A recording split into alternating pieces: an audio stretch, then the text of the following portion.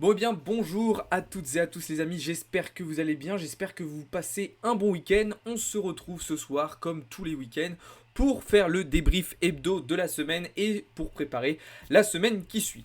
Une semaine qui a été marquée par très peu de catalyseurs macroéconomiques, mais une semaine avec quand même beaucoup d'activités, d'opportunités et de volatilité.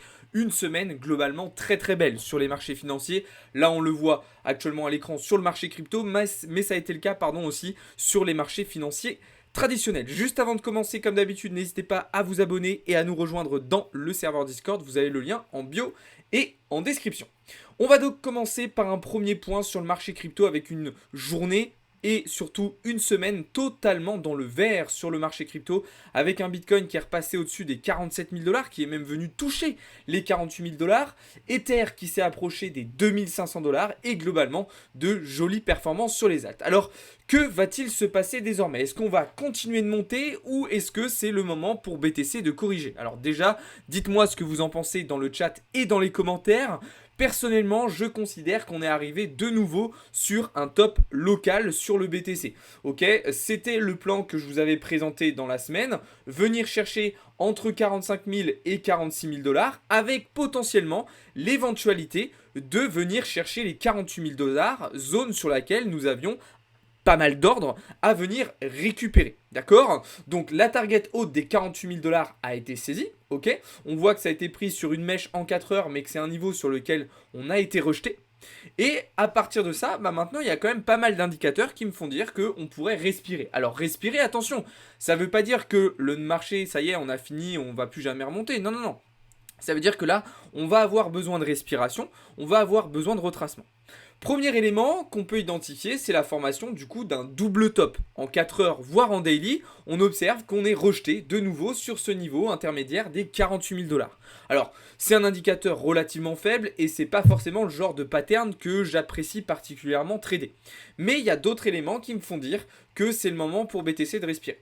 Déjà, si on regarde l'impulsion qui a été mise en place depuis la fin du mois de janvier, on remarque qu'elle a été relativement violente, rapide et pas forcément très saine. Effectivement, on a laissé des grosses zones de déséquilibre qui n'ont pas été nettoyées, c'est-à-dire de la FVG, donc des déséquilibres de marché qui vont naturellement un petit peu attirer le prix vers le bas. Si on regarde du côté du RSI, qui est un indicateur de force quand même assez intéressant sur le marché, on se rend compte que depuis plusieurs heures, voire plusieurs jours maintenant, on est dans une phase de surachat en 4 heures sur le Bitcoin. Et si on se met en daily, eh bien on observe la même chose. On est en train de rentrer dans une phase de surachat sur le Bitcoin. Ok ? Donc deuxième indicateur, si on regarde désormais du côté des liquidités, où se situe l'argent, où sont les ordres désormais que le marché va avoir besoin de venir récupérer, eh bien on observe très très facilement le fait que au nord on a quand même plus grand chose, hein. On a tout juste 300 millions de dollars, alors que regardez, au sud, si on revient vers les 39, vers les 40 000 $, alors là, c'est absolument du délire total. On a quasiment 3 milliards de dollars à venir liquider. D'accord ? En plus de ça, on a quand même beaucoup d'acteurs sur le marché qui sont en train de passer bullish. Pourquoi? Parce que le prix est monté, donc là tout le monde est en train d'acheter. On l'a vu notamment avec le comportement de l'open interest et des funding rates tout au long de la semaine. Alors ce qui a permis jusqu'à maintenant de continuer la hausse, eh bien c'est le fait que on avait des gens qui essayaient de shorter la montée. Et en même temps, c'était un mouvement qui était soutenu par les spots. Donc naturellement, on a squeeze ces shorters un petit peu précipités. Mais là, on est sur un point pivot, un point de bascule où on observe des gens qui sont en train de passer bullish, même sur les retail et particulièrement sur les contrats futurs.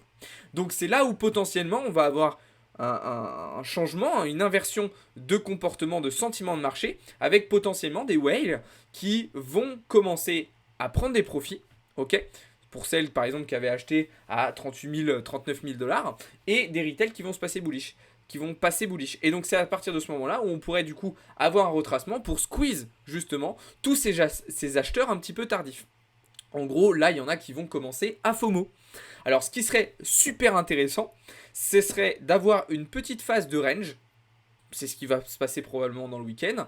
Avec un petit fake pump du dimanche soir comme on a régulièrement pour venir chercher potentiellement 49 000 et la semaine prochaine retracer. Alors moi à court terme je vais avoir deux targets qui vont m'intéresser particulièrement, les 43 800 et les 40 500. Ok, ça va être les deux niveaux qui vont m'intéresser. Donc en gros, ce sont les deux gros déséquilibres de marché qu'on a créés avec l'impulsion depuis la fin du mois de janvier. Ok, donc voilà un petit peu ce que je pouvais vous dire sur Bitcoin. On va regarder un petit peu désormais ce qui se passe du côté d'Ether. Sur Ethereum, pour le moment, on est toujours dans mon plan. Ok, qu'est-ce que je vous avais présenté comme scénario semaine dernière, enfin début de semaine? Eh bien, une fausse sortie haussière de ce range, une fausse cassure de ce niveau de polarité, pour ensuite aller chercher une réintégration et un retour sur les 2100 $. Donc pour le moment, j'ai fait une première entrée short, d'accord, sur ce niveau comme prévu. Et j'en ferai une deuxième, un renforcement de position, lorsque on aura une réintégration. Si ce n'est pas le cas et que le prix continue de monter, alors je considérerais qu'on a une invalidation et dans ce cas-là, je sortirai de ma position. Je me ferai stop loss. Mais je vous dis ça pourquoi? Pour vous rappeler que lorsque le marché nous donne tort, on a tendance plutôt à réduire l'exposition, à réduire la voilure. Et lorsque le marché commence à nous donner raison, donc là, lorsqu'il fera une réintégration, c'est là où il faut insister, augmenter ses tailles de position et être un petit peu plus agressif. Souvent, de par notre biais psychologique, on a tendance à faire l'inverse. Quand ça va mal, on a tendance à remettre et couper rapidement les gains. C'est l'inverse qu'il faut faire. Vraiment, c'est pas facile, je le sais, mais c'est vraiment comme ça qu'il faut procéder. Voilà donc pour Ethereum. Bon, sinon on a une semaine quand même plutôt intéressante aussi sur les alts. Je pense au PIT quand même qui nous a bien régalé depuis un petit peu plus d'une semaine. Il a fait plus 25%. On a eu des choses intéressantes sur le Solana aussi. Bon, au-delà de ça, il y a quand même d'autres setups qu'on n'a pas pu prendre. Je pense au BNB qui est parti sans nous. Je pense aussi au Link sur lequel on attendait un petit peu plus de retracement. On n'a pas eu la possibilité de se positionner. ADA par contre nous a fait de très très jolies performances. Ça a été le cas aussi sur INJ. Donc il y a eu du bien, il y a eu du moins bien. Ok. Sur les cryptos, globalement ça a été une semaine mitigée. Et puis surtout, on a pas mal de positions qui sont encore en cours. Donc des positions latentes. Donc voilà, tous les bénéfices n'ont pas été clôturés. Toutes les pertes non plus. Donc c'est pour ça que dans les résultats que je vous ai présentés, on a un résultat qui est latent en fait. Donc de moins 1,26% pour le moment. Mais voilà, si je TP par exemple la semaine prochaine mes shorts sur BTC Ether, bah, j'aurai une très très bonne performance. Je reviendrai sur les résultats de la semaine un petit peu plus tard. Ok, donc voilà un petit peu ce que je pouvais vous dire du côté du marché crypto.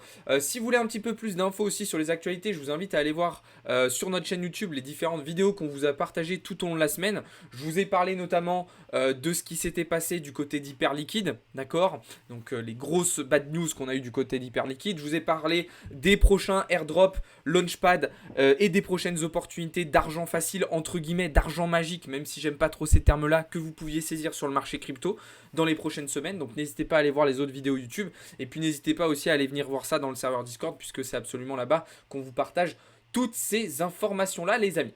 Voilà ce que je pouvais dire donc du côté du marché crypto. On va désormais pouvoir basculer du côté des marchés financiers traditionnels. Je bois une petite gorgée d'eau et on passe à la suite. Et j'en profite pour vous dire, bien évidemment, pour tous ceux qui sont dans le chat, ne vous inquiétez pas, je vais répondre à toutes vos questions juste après.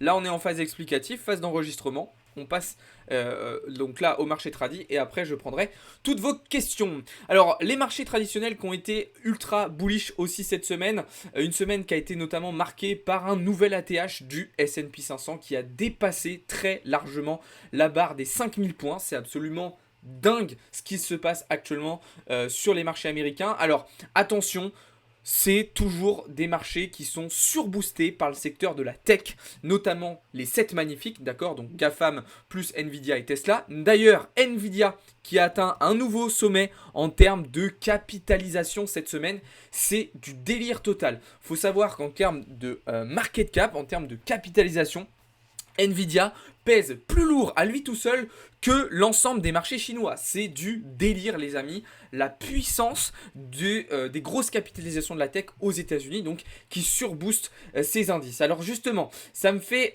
penser à quelque chose et j'ai envie de vous montrer un graphique, enfin un schéma assez intéressant sur la situation actuelle des marchés. Selon vous, au vu de la situation actuelle, à quel niveau on se situe actuellement sur les marchés. Dites-moi dans le chat et dites-moi dans les commentaires, d'accord? Je vous laisse quelques secondes pour regarder un petit peu et selon vous, à quel niveau on se situe. Mettez pause et dites-moi dans les commentaires et dans le chat. Moi, je vais vous donner mon avis. Pour moi, on est entre ici et là. On est entre cette phase expansive et cette zone de sortie. Et pour moi, en gros, tout ce qu'on a eu là, cette partie short squeeze FOMO, ça a été ce qu'on a depuis globalement le mois d'octobre, le mois de septembre, où en fait, voilà, on a eu une phase de FOMO, on a squeeze tous ceux qui shortaient, et j'en ai fait partie un petit peu trop tôt les marchés, et là, on est vraiment arrivé sur des niveaux de top maximal, je ne sais pas si ça se dit maximo. Donc pour moi, là, c'est devenu beaucoup trop dangereux de rentrer à nouveau à l'achat sur les marchés tradis et notamment sur les indices américains. Ok ? J'ai tendance à dire que c'est plutôt une zone pour prendre des profits. Donc, qu'est-ce que je vais faire ? Alors, par exemple, on avait pris un petit long la semaine dernière sur le Nasdaq, on a pris des profits, on est sorti. Et je vais commencer à adopter une réflexion vendeuse. C'est le cas notamment sur le Dow Jones, qui échoue une nouvelle fois sur la barre des 38 800 et qui nous montre quand même sur ce niveau-là en 4 heures de jolis signaux de faiblesse. Donc, je vais attendre l'ouverture des marchés lundi, mais potentiellement des premières entrées short swing sur le Dow Jones. Exactement pareil sur le S&P 500. Alors, S&P 500, je vais y aller vraiment plus tranquillement et je vais attendre des signaux de retournement sur des plus petites unités de temps lundi durant la session de New York. Mais pour moi, un S&P 500 au-dessus des 5000 points, ça se vend. Ça se vend, ça se vend. Alors après, attention, c'est pas un conseil en investissement. Faites vos propres recherches, ne suivez pas bêtement ce que je dis et ce que je fais, ok ? Mais ça peut être intéressant de commencer à adopter une réflexion vendeuse sur les indices américains. A noter que, je vous rappelle, je parlais de la tech à l'instant, si on enlève les performances du secteur de la tech sur les performances du S&P 500, ça n'a rien à voir. Ça n'a rien à voir. Et on sait, je vous l'ai dit, que le mois de février, en termes de saisonnalité, c'est un mois qui est plutôt baissier pour la tech. Ok ? Donc voilà, tout ça est à prendre en compte, bien évidemment.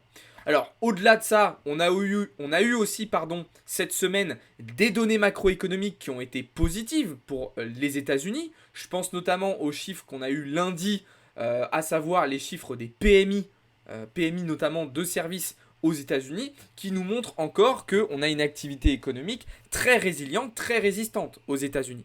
Alors attention, on sait que ça amène d'autres problématiques, notamment au vu de l'inflation. Ok ? Mais on a quand même une activité économique très très très forte. Alors justement, en termes de catalyseurs, cette semaine, on n'a pas eu énormément de choses. On a eu les PMI lundi, mais globalement, ça a été une semaine plutôt light. Mais on a vu que de petits catalyseurs, je pense notamment au chômage jeudi, avaient eu un petit peu d'impact quand même sur les marchés, et notamment sur le cours du dollar. Alors, ça me permet de faire la transition directement avec le DXY, sur lequel, vous le savez, depuis une semaine, on s'est placé en réflexion vendeuse, okay, dans une optique de retracement. C'est d'ailleurs la raison pour laquelle on a joué des rebonds sur le gold, sur EURUSD et des ventes sur USD-JPY, USD-CHF. Ça s'est plus ou moins bien passé selon les devises, mais il y a eu des opportunités. Globalement, on a eu un petit peu de retracement, mais qui a été limité par les chiffres du chômage, notamment jeudi. Vous voyez cette reprise haussière sur la journée de jeudi. Pourquoi ? Parce qu'on a eu une baisse des chiffres du chômage et donc le dollar a réagi directement à la hausse. Bah oui, parce que en plus, même si effectivement cette semaine on n'a pas eu de gros catalyseurs macroéconomiques, on a eu tout de même de nombreux membres du FOMC, de la Fed, qui se sont exprimés. Et pour la plupart, ils ont rappelé qu'il était beaucoup trop tôt pour envisager une baisse des taux d'intérêt directeurs pour le moment de la part de la Fed. Contrairement à ce que les marchés anticipent depuis plusieurs mois. Et donc plus ça va, plus le potentiel pivot de la Fed, il est repoussé dans l'année 2024. Je vous rappelle que les marchés anticipaient un pivot au mois de mars. Là, c'est en train de se décaler. Ok ? Même pour le mois de mai, il y a de moins en moins de certitude qu'on ait une première baisse des taux d'intérêt directeurs. Donc ça aussi est un élément qui me conforte dans ma réflexion plutôt vendeuse sur les indices américains. On a des marchés qui price l'excellence. Ok, mais l'excellence, pour le moment, on ne l'atteint pas. Et j'ai envie de dire, même on s'en éloigne. Ok ? Du côté du VIX, Très peu de stress cette semaine sur le marché, c'est normal, on avait très peu de catalyseurs macroéconomiques. Attention, ça pourrait reprendre la semaine prochaine. Pourquoi? Parce que la semaine prochaine, des catalyseurs, on va en avoir un petit peu. Ok? En effet, je vais vous montrer ça à l'instant.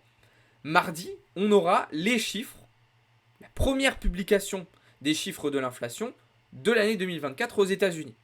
Les estimations tablent pour le moment d'une stabilisation de l'inflation au-dessus des 3%. Alors ça baisserait quand même un petit peu par rapport au précédent, mais on resterait encore très éloigné des objectifs de la Fed, et notamment sur le chiffre de l'IPC Core, où là on resterait quasiment scotché sur les 4%. Ok? Donc ça sera pour la journée de mardi. Ce ne sera pas le seul catalyseur, on aura d'autres choses importantes dans la semaine, notamment la croissance en Europe mercredi, la croissance au Royaume-Uni jeudi, les ventes au détail jeudi aussi aux États-Unis, qui sont quand même un indicateur économique très important, en tout cas que personnellement j'apprécie. On aura aussi l'indice manufacturier de la Fed de Philadelphie, et puis vendredi on terminera avec les chiffres de l'inflation en France et les anticipations d'inflation aux États-Unis. Donc on va avoir une semaine qui va être quand même plutôt bien remplie et qui va probablement nous amener un petit peu de volatilité. Ok? Bon, ça c'était du côté américain. Du côté mondial, qu'est-ce qu'on a eu cette semaine? La Chine qui s'enfonce dans une phase de déflation.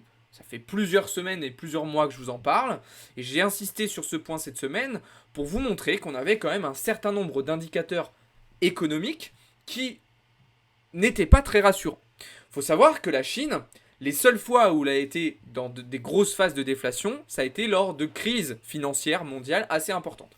Alors, il y a eu une petite exception au moment du Covid, où on est passé brièvement dans une phase de déflation, mais si vous regardez sur les précédentes périodes, et j'ai envie de dire sur les 2 dernières décennies, on a crise des subprimes, crise bulle du début des années 2000, où on a eu des grosses phases de déflation en Chine qui ont marqué des phases de récession à l'échelle mondiale. Si vous prenez ces infos-là, plus toutes celles dont je vous parle depuis maintenant plusieurs semaines, ça commence à faire beaucoup. Et ce que je vous ai expliqué aussi cette semaine, c'est que les économies mondiales, de part et d'autre de la planète, elles sont interdépendantes. Il y a une sorte de tectonique des plaques, si vous voulez, qui fait que si l'une des économies vacille, est en difficulté, ça va naturellement avoir des répercussions sur les autres. Ça me permet de faire la transition parfaite avec l'économie européenne, qui elle non plus ne s'en sort décidément pas très bien.